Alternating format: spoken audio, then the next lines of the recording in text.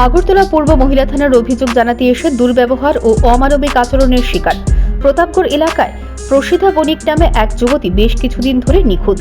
এই বিষয়ে মেয়েটির মা বাবা আগরতলা পূর্ব মহিলা থানায় মিসিং ডায়েরি লিখতে আসলে তাদের সাথে পূর্ব মহিলা থানার পুলিশ তালবাহানা চালিয়ে যাচ্ছিল। বাধ্য হয়ে মেয়েটির মা বাবা হিন্দু জাগরণ মঞ্চের সাহায্য নেন এবং ফের থানায় আসেন।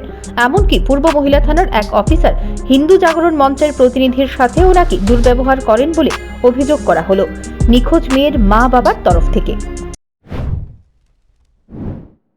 কি কারণে বলে গেছে ওষুধ আনবে, বটতলায় ওই দাবা ইন্ডিয়া আছে, ওইখানে ওষুধ কিনতে যাবে, সন্ধ্যার সময় বেরিয়েছে, তো অটোমেটিক্যালি ওষুধ নিয়ে আইতে 1 ঘন্টা লাগতে পারে। এরপরে না একসাথেই আমরা যোগাযোগ করতে লাগলাম কোথাও গেছে কিনা, আত্মীয় স্বজন বন্ধু বান্ধবের বাড়িতে যোগাযোগ করতে করতে এরপরে 2 দিনও মোটামুটি সমস্ত জায়গায় খোঁজখবর নিয়ে যখন দেখলাম যে খোঁজ পাইতেছি না, তখন 6 তারিখে এখানে এসে আমি